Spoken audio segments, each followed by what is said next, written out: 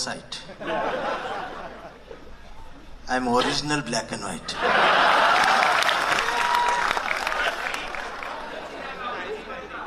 I am coming, please go sight.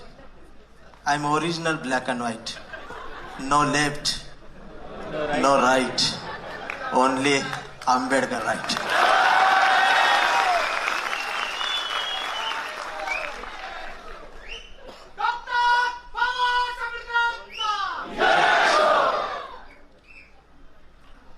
तुम्ही सगळे हवेत गेलाय. तुम्हाला जाग्यावर आणण्याचं काम मला करायचं. तुम्ही सगळ्यांनी आंबेडकर नावाचा इव्हेंट करायला सुरुवात केली. हा पुरस्कार मला दिलाय त्याबद्दल आभार मानताना मी एवढंच म्हणेन की आभार घेऊन मी जाणार आहे, पण मला त्या पुरस्कारासोबत आणखीन एक गोष्ट पाहिजे. मी या चळवळीचा हुंदका घेऊन आलोय माझ्या काळजात, आणि या चळवळीतला हरवलेला पॅन्थर पाहिजे मला. मला ही डांगडिंग करणारी गाबडी नको आहेत.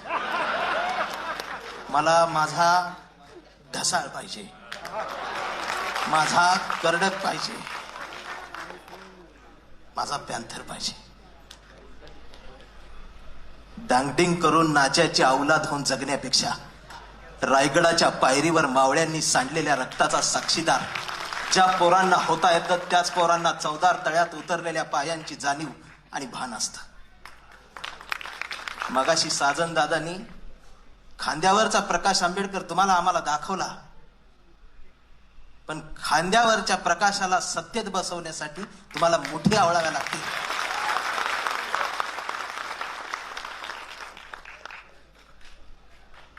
सगळ्यांचं मन भरून बोलून झाल्यावर थोडक्यात आवरा म्हणायची वेळ येते तेव्हा मला उभं करते.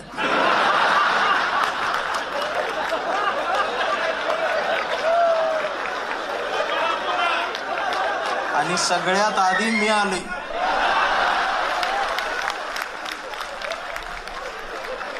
पहिल्यांदा गाडी माझ्या आत गेल्या म्हणजे तुम्ही सगळी गेल्यावर मला जायला लागणार. माफ करा, मी पण खरं बोलतो, आणि हल्ली लोक मारतात. येते थांबाय जरा.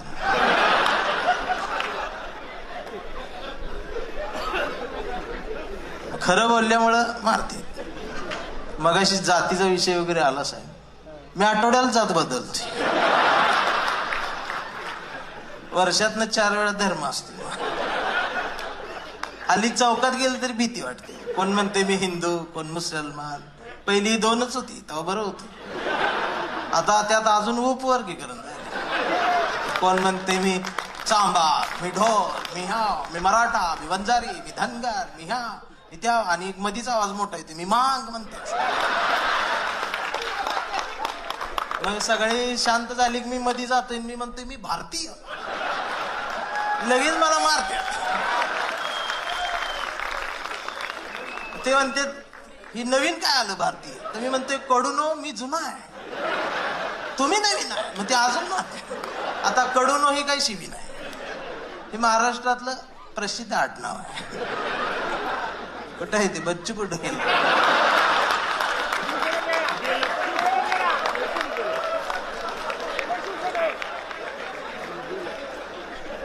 अरे आमची पण एक भाषा, साहित्य, कविता काय आहे की नाही? त्याला स्थान आहे की नाही? साने, लेले, जोशी, देशपांडे, चाटे, माटे यांच्या आधी वामनदादा अण्णाभाऊ साठेला उभा केल्याशिवाय मराठी साहित्य पूर्ण होत नसतं. ही ठणकावून सांगितलं पाहिजे, आणि ती भूमिका माझी. मला मागच्या महिन्यात सुजात दादा केम्ब्रिजला बोलवलं होतं, आणि ह्या वेळेला आम्हाला दोघांना बोलवलं होतं, नवरा बायकोला.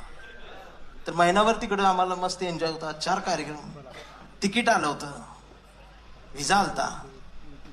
आम्ही खूप आनंदात होतो, आणि बायको पहिल्यांदाच विमानात बसणार होती. ती रोज संध्याकाळी केम्ब्रिज युट्यूबला टाकायची.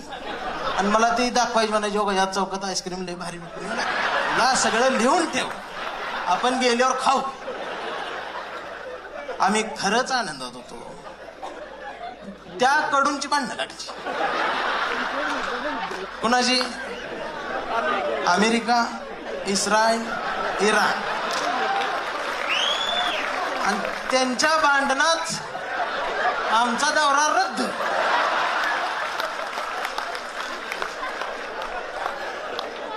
विमानं सोडत नाही. आयला म्हटलं म्हणजे जागतिक भांडणात सुद्धा नुकसान माझं, आणि तालुक्यातल्या आरपीआयच्या भांडणात बी नुकसान माझं, सगळीकडे नुकसान माझं. बर भांडणं त्यांची आणि दंगा इकडं. इथं 3 गट बिनकामाचं. ते एक तर म्हणते ती व्हॉट्सअप फेसबुकला, हे आज इराण मारणार, अमेरिका बॉम्ब टाकणार, इस्रायल लय असं आहे, हे बघ आता ट्रम्प असा करणार, ह्या असं होणार, त्या असं येणार. 15 दिवस यांनी दंगा केला. जेव्हा याच्या घरातला गॅस संपला,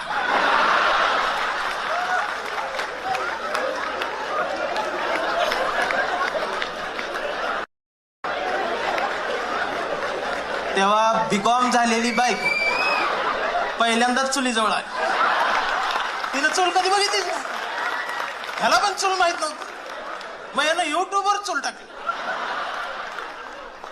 मग ती लाकडं आणली, मग चूल पेटवायला लागली. मग ती चूल काय पेटना. मग याला युट्यूबवर फुकणी सापडली.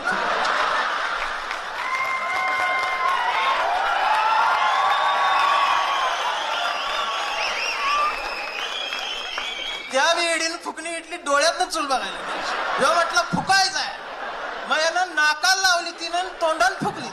धूर गेला सगळा डोळ्यात, आणि तिनं फुकणी फेकून मारली याला. त्याचा गुडघा फुटला. मग लंगडत लंगडत ती सिलेंडर घेऊन चौकात आली.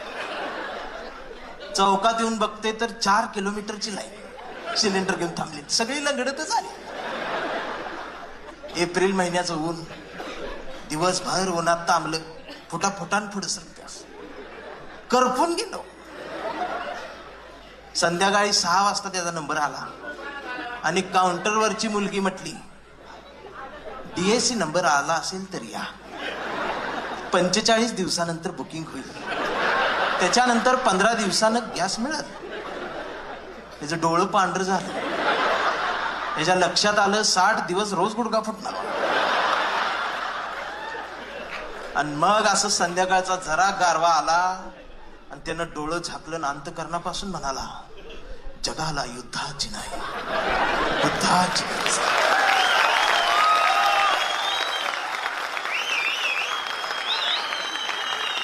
म्हणजे यांना बुद्ध कधी आठवला? चुलीत लाकडं गेलं. अहो, ज्यांनी कधीच बुद्धाचं नाव घेतलं नाही ते सुद्धा बुद्धाचं नाव घेत होते. टीव्हीवर मी ऑन कॅमेरा बोलतो. महाराष्ट्राचे उपमुख्यमंत्री एकनाथ शिंदे साहेब पत्रकार परिषद घेत होते, तेव्हा म्हणले, जगाला युद्धाची गरज नाही, असं ती म्हणायला. बायकून मला बोलवून घेतलं. म्हणले, हो बाई काय बोलतो. मग मी डोकसं खाजवत म्हटलं, ह्यांच्या बी घरातला गॅस संपला.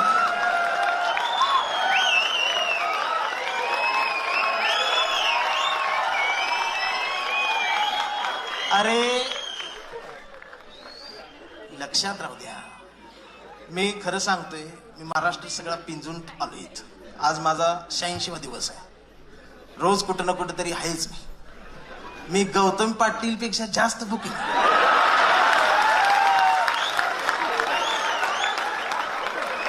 आणि मराठी साहित्यातला कुठलाच कवी जिथं पोचलेला नाही तिथे बेन पोचले. आणि ते सुद्धा विद्रोही म्हणून मिरवून घेतो. मी खरं सांगतो, तुम्ही सगळे 20 मार्क असणारं नागरिकशास्त्र शिकलेले आहेत. त्यामुळं आपल्याला जगायचा अधिकार. या पावसाळ्यात पूर आला तर मोर्या.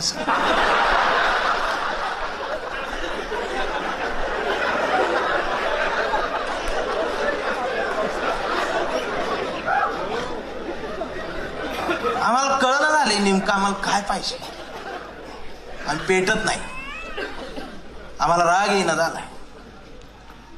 माफ करा, जरा मनाला लागलं तर लागू द्या, आणि जर माझा राग आला तर मला मोठ्या मनात माफ करा. शेवटी तुम्ही दुसरं काय करणार आहे?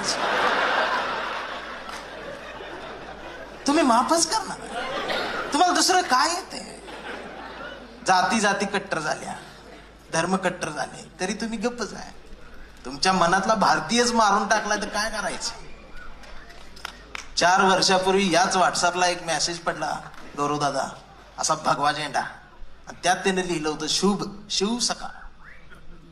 ही डोकसं खाजवत म्हटलं ही सकाळ कुठं आली? म्हणजे आता शिवाजी महाराज येणार, उठा आपली सकाळ. मग आपला पेटला. तो म्हटलं भाऊ त्यांची झाली, तो म्हटलं करा आपली. निळा झेंडा शो भीम सकाळ, सकाळी 11 वाजता शिव सकाळ भीम सकाळ. तिसऱ्याच जाग आली आता, तोंडला यांची झाली आपली करा की. मग पिवळा झेंडा शोभ लहू सकाळ. मी म्हटलं लहू कोण? वर्ण आली आम्ही केली. म्हटलं आम्हाला मराठ्यांची झाली, बौद्धांची झाली, मांगाची झाली, चांभार पेटले. त्यांना रोहिदास सकाळ काढायचे, पण त्यांचा रंगच फिक्स होत म्हणून ते शांत. आणि आमचा धनगर बांधव डायरेक्ट शुभ आईला दुपार काढ. हे घ्या आमच्या. हे का घडायला लागलं माहितीये? कारण महापुरुषांच्या पुतळ्याजवळ मेंढरांची गर्दी वाढली. आणि ही पुतळ्याजवळ वाढलेली मेंढरांची गर्दी जोपर्यंत त्यांच्या विचारांजवळ येणार नाही, तोपर्यंत या देशात आमच्या मोबाईलवर मेसेज येणार नाही, गुड मॉर्निंग ऑल इंडियन्स म्हणून. त्या गुड मॉर्निंग ऑल इंडियन्सची वाट बघत मी लिहितोय, मी बोलतोय, आणि खरं बोलल्यामुळे मारते. मी मार खाऊनच काळा पडलो. मी आधी गोराच होतो,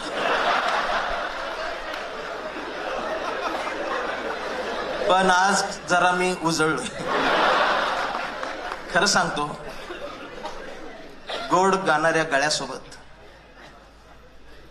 सुंदरपणानं अभिनय करणाऱ्या अभिनेत्यासोबत, झाड लावणाऱ्या माणसासोबत, खरा चित्रपट दाखवणाऱ्या दिग्दर्शकासोबत,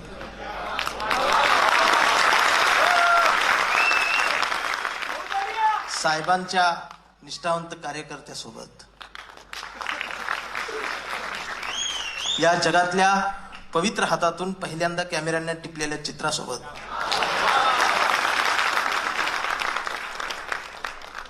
अंगणवाडीत मनापासून शाळा शिकवणाऱ्या खऱ्या शिक्षिकेसोबत, समाजसेवेत वाहून देऊन काम करणाऱ्यांसोबत, आणि व्यवसायामध्ये सुद्धा आम्ही मागं पडू नये म्हणून धडपडणाऱ्या या अवलियासोबत,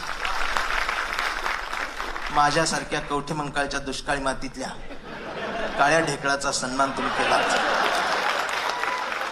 त्याबद्दल. सन्मान कोणाच्या हस्ते आहे हे लय महत्वाचं आहे.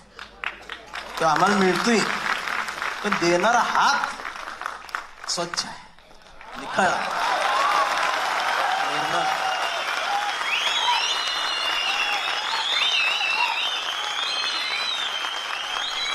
सुजात दादांचा फोन आल्यापासून आला त्या दिवशी, सुजात दादाचा फोन आला त्या दिवशी रात्रभर मला झोप लागली नव्हती. मी बायकोला सारखं उठवायचं, म्हणा उठ की. ते म्हणायचं काय झाले? म्हटलं दादाच फोन आला. ते म्हणली सांडली की एकदा. अगं म्हटलं ती रगात कुठला आहे बघ ना, म्हटलं झोप लागल कशी.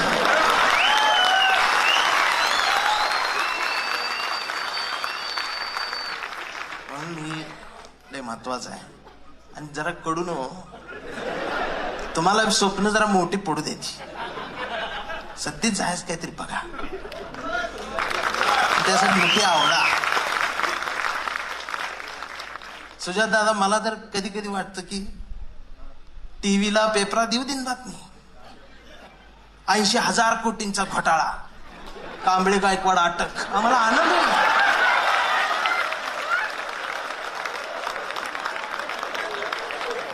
एवढं मोठं वारे नाही. यांचा जयंतीच्या वर्गणीत मार 100 मार 200 त्यांचा वाटा.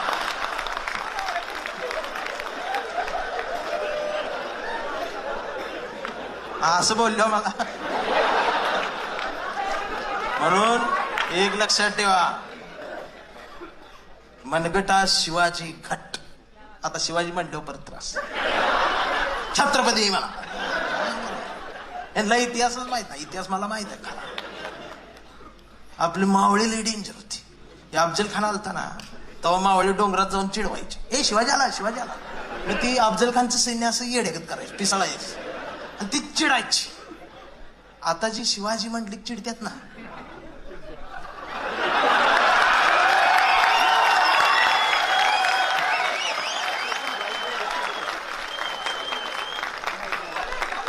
ती लिंक तिकडे. आता आमच्या चळवळी इकडे बाबासाहेबाला कुठला गायक, ए भीमा, होय साजिंदा, बा भीमा, माझा आंबेडकर, तुझा आंबेडकर, सगळे अरे तुरेच बोलते तू. पण आमच्या जातीनं कधीच कुणावर हल्ला केला नाही, कधीच कुणावर टीका केली नाही.